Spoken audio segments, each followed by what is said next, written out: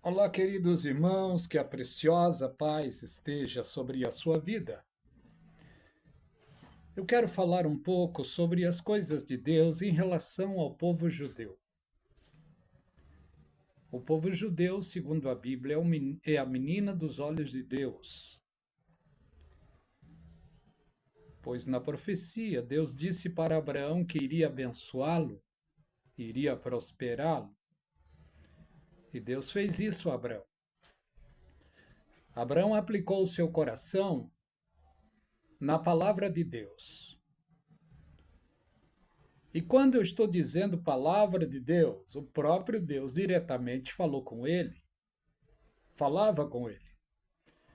Abraão não tinha a Bíblia que temos hoje, Abraão não tinha os livros que temos hoje.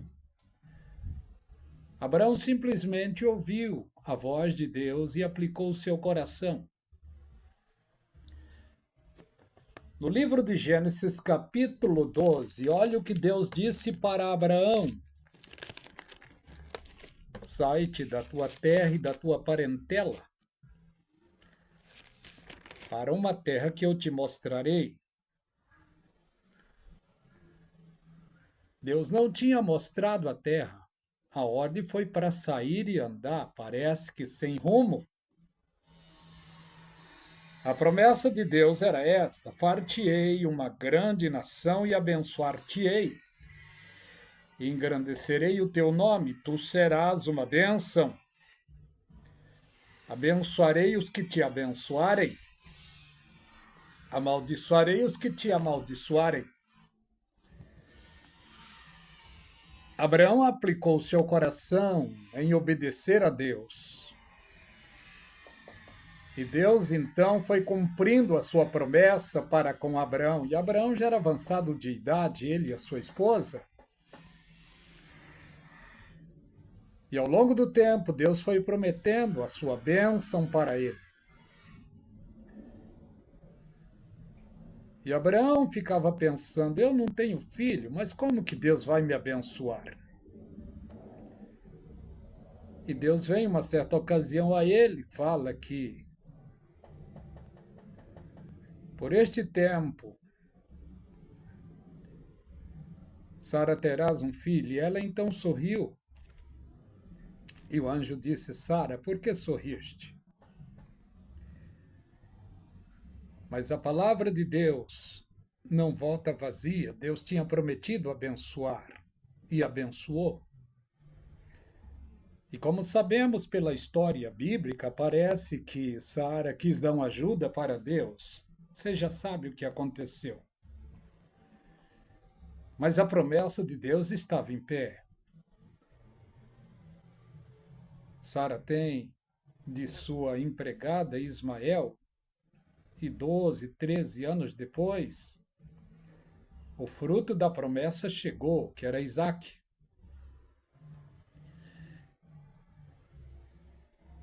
Os dois foram crescendo, crescendo, crescendo.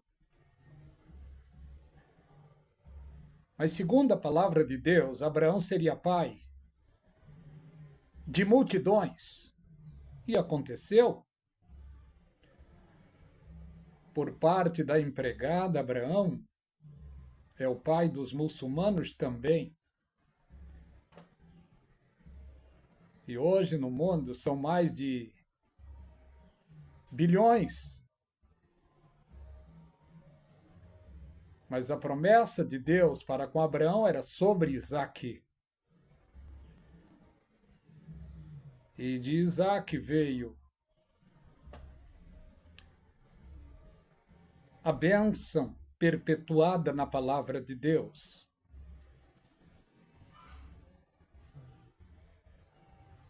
Que aos seus netos, 12 netos, que também são 12 tribos de Israel. Assim como da parte dos judeus, 12 tribos, da parte dos muçulmanos, também da parte de Ismael, 12 tribos também. Mas não quero falar sobre isso, quero falar sobre o povo judeu, que é a menina dos olhos de Deus. E até parece que Satanás, sabendo disso, em todo o tempo perseguiu o povo judeu, usava algozes, reis, tiranos, para massacrar e perseguir o povo judeu. Mas Deus estava sobre o povo, guardando, protegendo. O povo judeu não perderam batalha, não perderam guerras. Deus colocou sobre esse povo um guarda-costa fiel chamado Miguel, uma das maiores autoridades na área espiritual. Deus estabeleceu sobre o povo judeu. Mas sempre tiveram embates, lutas, sempre tiveram guerras. E os inimigos se uniam para atacar o povo judeu. Sofreram e sofreram muito porque Deus permitiu por causa da incredulidade, por causa da desobediência. No livro de Ezequiel, capítulo 12, eles estavam em uma província morando, então Deus veio a Ezequiel e pediu para Ezequiel: tira de dentro de tua casa os teus móveis e coloca fora de tua casa, fazendo de conta como que vai mudar de lugar, como que vai mudar de país. Deus queria que os judeus vissem aquilo e entendessem o que Deus estava querendo dizer. Algumas vezes Deus disse isso para Ezequiel. Ezequiel, o profeta, obedecia à voz de Deus, mas os judeus não captavam. E chegou o tempo em que os tiranos sitiaram o povo judeu e os levaram cativos para a Babilônia e sofreram ali por 70 anos. E dentro deste tempo, na segunda leva, Daniel e os seus amigos foram também. E Daniel lá na Babilônia, ele resolveu não se contaminar. Daniel e seus amigos. Daniel então fez a diferença entre aquele povo e os seus amigos também. O testemunho de Daniel converteu muita gente. O testemunho de Daniel converteu reis, como Nabucodonosor, como Sírio, Dario. E Daniel, sem entender aquilo que estava acontecendo, ele propôs entrar em oração, pedindo para Deus o mostrar, o revelar o porquê daquilo. E ele então diz lá que ele entendeu pelos livros que o número de ano que o povo judeu iria sofrer seria de 70 anos. Ele leu certamente o livro de Ezequiel. E Daniel se propôs em orar, pedindo a Deus a revelação sobre isso. No livro de Daniel está escrito lá que ele colocou seus joelhos e começou a interceder. E desde o primeiro dia em que ele começou a orar diante de Deus, Deus então chama Gabriel e envia para mandar uma mensagem, para falar uma mensagem para Daniel. Quando Gabriel veio, as potestades do ar prenderam aquele anjo, mas Daniel não desistiu de orar. Dias se passaram, Daniel, no seu propósito de oração, 21 dias se passam. Deus viu que o seu anjo não voltou. Deus então projeta, como que numa lupa, e viu o seu anjo preso pelas potestades. Deus então chama Miguel, o arcanjo Miguel, poderoso de guerra. E Miguel então desceu, lutou e libertou o anjo Gabriel. E o anjo Gabriel desceu a Daniel. E quando o anjo chegou a Daniel, o anjo disse para Daniel: homem muito desejado, no princípio das tuas súplicas eu vim para te fazer entender o propósito de Deus. Está no livro de Daniel, capítulo 9. Louvado seja o nome do Senhor. Deus veio através do anjo para falar com Daniel. E Daniel, então, colocou atenção na palavra do anjo, porque o anjo diz: põe bem sentido a visão e entenda o que vou te dizer. E Daniel, então, ouvindo atentamente o que o anjo dizia, e o anjo disse: no princípio das tuas súplicas eu fui enviado, mas as potestades não me permitiram chegar aqui. E veio o anjo Gabriel e me liberou, e por isso estou aqui.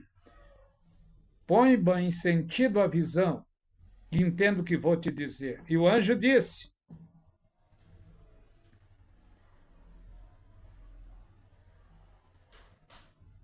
louvado seja o nome do Senhor. O anjo disse: 70 semanas está determinada sobre o teu povo e sobre a tua santa cidade. Daniel 9, 24. 70 semanas estão determinadas sobre o teu povo e sobre a tua santa cidade. As 70 semanas está determinada para o povo judeu e para a cidade de Jerusalém. E dentro destas 70 semanas irá acontecer o quê? Vai acontecer estas coisas: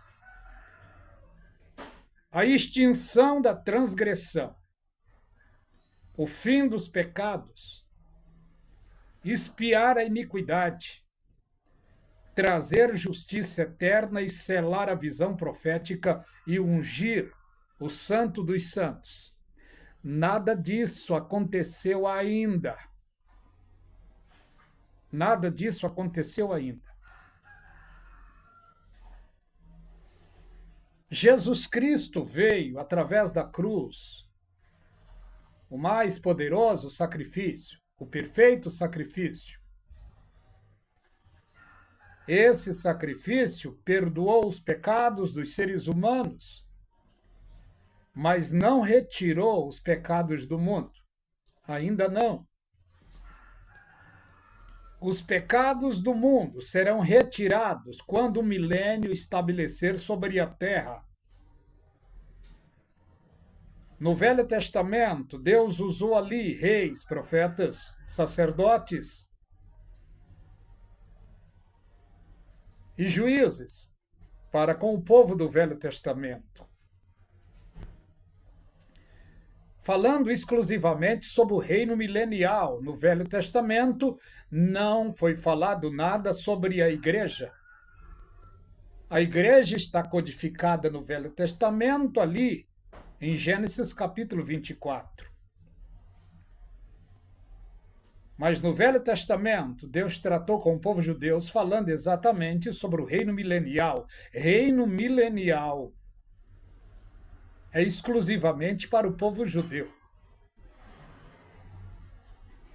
Porque está escrito lá no livro de Mateus, capítulo 5, os mansos herdarão a terra. E na profecia está dita também que o povo judeu será posto sobre este mundo todo por cabeça e não por cauda. Chegará o tempo em que o povo mais odiado do mundo, mais perseguido do mundo, será o povo mais aceitado do mundo, aceitável em todo mundo. Por quê? Porque eles vão ser colocados por Deus como cabeça das nações. Em outras palavras, quem vai mandar nesse mundo é o povo judeu. Jesus Cristo estará lá em Israel, assentado no trono restaurado de Davi, porque está na profecia. Davi será o seu primeiro-ministro, será o seu pastor. E o povo judeu estarão no domínio da terra. Mas antes disso acontecer, a igreja do Senhor Jesus Cristo será arrebatada antes, 7 anos antes. O mundo entrará em um caos sem precedente, porque vai começar o princípio de dor. Princípio de dor não é para a igreja, é para o povo judeu e para o mundo. 7 anos sem a igreja, porque a igreja para o mundo, a igreja é o sal da terra e a luz do mundo. O sal será tirado, a luz do mundo será tirada, o mundo entrará em trevas. Porque quem está temperando ainda este mundo? O mundo ainda está equilibrado porque a igreja está aqui temperando as coisas. Quando a igreja for tirada, o mundo entrará em uma bancarrota total, bancarrota na área da política, na área da saúde, na área econômica, na área social, na área sentimental e espiritual nem se fala. Porque o equilíbrio deste mundo hoje é a igreja. Tirando a igreja, tudo vai de mal a pior. E a igreja será tirada. Israel entrará no princípio de dores. Nos primeiros 3 anos e meio, o anticristo vai fazer um concerto com muitos, em especial ao povo judeu, prometendo para eles construir o templo que eles tanto almejam, prometendo para eles cessar as guerras e dar segurança para eles. É o que mais os judeus querem, o seu templo construído e ter segurança. Aí a Bíblia se cumpre quando diz lá, quando disserem a paz e segurança, então lhes sobrevirá, lhes, está para o futuro, lhes sobrevirá repentina destruição. Quando isso vai acontecer? 3 anos e meio depois do arrebatamento, quando os judeus vão para o templo para adorar, e naquele determinado dia eles vão ver ali uma imagem da besta. E eles não vão aceitar. A besta então se revoltará contra eles e vai perseguir eles. Isso está escrito no livro de Mateus, capítulo 24, do verso 13 a seguir. Eu quero ler aqui. Eu quero ler do 10 a seguir. Não, do 9 a seguir. Olha o que vai acontecer. 3 anos e meio depois do arrebatamento, olha o que vai acontecer. Então vos hão de ser entregues, e matar-vos-ão, e sereis odiado de todas as gentes por causa do meu nome. Aqui não está falando da igreja, está falando do povo judeu. Nesse tempo, muitos serão escandalizados, trair-se uns aos outros se aborrecerão. Eles vão entregar uns aos outros para a polícia universal da besta. E está escrito no 11, surgirão muitos falsos profetas e enganarão a muito. Por quê? Porque aquele que está na liderança é o maior falso profeta e ele vai ter os seus puxa-sacos. O maior falso profeta, o nome dele é a besta, o anticristo. A besta que sobe da terra é duas bestas. Um é uma besta política e o outro é uma besta religiosa. E a besta política, através de plebiscitos de lei, vai fazer leis para que o povo venha a adorar a besta. E multidões vão entrar nas filas para receber a marca da besta. E este será o outro pecado que não haverá perdão para ele. No nosso tempo agora, é a blasfêmia contra o Espírito Santo, que não tem perdão, mas vai chegar outro pecado também, que é aqueles que aceitarem a marca da besta não vão ser perdoados. E o engano vai ser crescente no mundo todo. Que bilhões de seres humanos, os bilhões que vemos hoje, no nosso tempo, não todos, vão aderir à marca da besta, porque vai estar em ascensão nas mídias sociais, na televisão, em todos os lugares.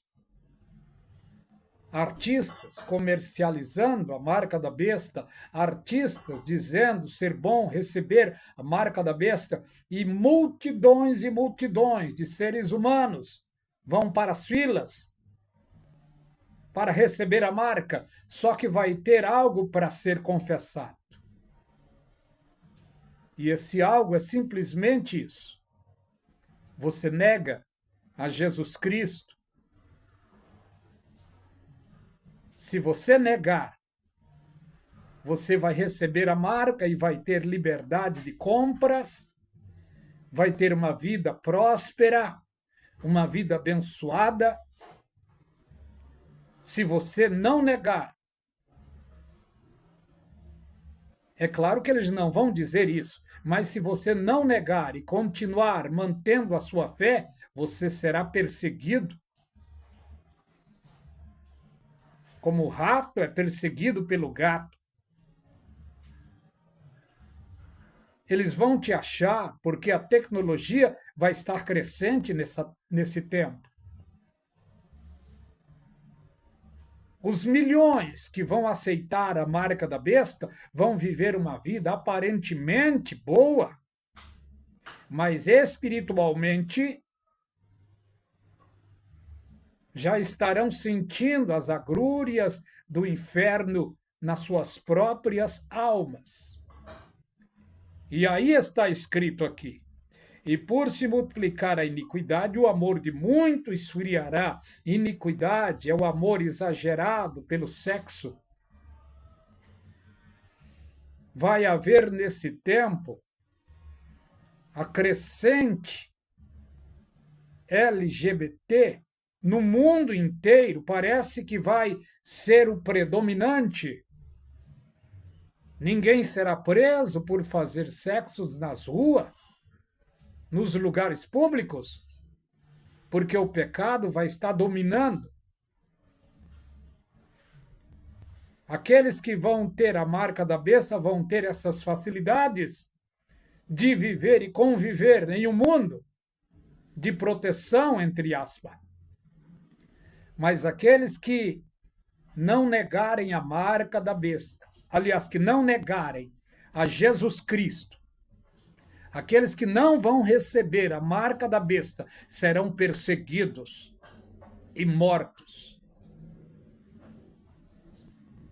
Hoje, muitos pregadores e pastores estão afirmando que a igreja vai passar pela grande tribulação. Sim, vai passar, mas a igreja rebelde, não a igreja fiel.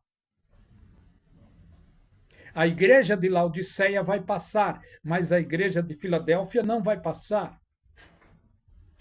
Esses que estão afirmando que a igreja vai passar pela grande tribulação, talvez eles não saibam disso que vou dizer agora. Eles estão entregando a igreja de Cristo ao anticristo, e a igreja de Cristo não será entregue ao anticristo, ela será entregue para Cristo. E quem entregará ela para Cristo? O precioso Espírito Santo. Ele vai arrebatar a igreja e vai entregar a Cristo. Em outras palavras, ele vai causar a apostasia santa. Está em 2 de Tessalonicenses, capítulo 2, versículo 3. Não será assim sem que antes aconteça a apostasia e se manifeste o homem do pecado. Nesse sentido, ali, a apostasia é retirada de um povo da face da terra. E quem vai retirar este povo, quem vai afastar este povo da face da terra é o Espírito Santo. E vai levá-los ao Senhor Jesus, além das nuvens. Não é difícil de entender isso. Mas uma grande parte dos cristãos hoje são pós-tribulacionistas e, infelizmente, estão enganados. Porque a Bíblia é pré. A Bíblia não é pós, ela é pré. Jesus Cristo jamais deixará a sua noiva ser dilacerada, apanhar. Jamais ele deixará a sua noiva ser perseguida e quase morta neste mundo para resgatar depois. Porque o que os pós-tribulacionistas estão dizendo é que os cristãos serão perseguidos e mortos. Não, os que serão perseguidos e mortos aqui é o povo judeu. É a igreja de Laodiceia que não observou a palavra de Deus. Por isso ficarão neste mundo. Olha o que está escrito aqui no livro de Mateus, capítulo 24, e o versículo 13. Mas aquele que permanecer até o fim será salvo. Aqui não está falando da igreja. Aqui está falando com os crentes que irão ficar aqui depois do arrebatamento e vão se esforçar para permanecer até o fim sem aceitar a marca da besta. É isso que a palavra está dizendo aqui. Mas os pós-tribulacionistas estão enganando o povo quando afirmam que vai haver arrebatamento no fim da grande tribulação. O arrebatamento que vai acontecer ali em Mateus 24, verso 31, não é o da igreja, é o dos judeus que ainda estarão perdidos pelo mundo, porque muitos não voltaram ainda para Jerusalém, para Israel. E está escrito aqui: ele enviará os seus anjos com rijo clamor de trombeta, os quais ajuntarão os seus escolhidos das 4 extremidades dos céus e da terra. Dos céus, por quê? Porque ainda nesse tempo, muitos, milhares e milhares, estarão nos céus dentro dos aviões e serão arrebatados de lá.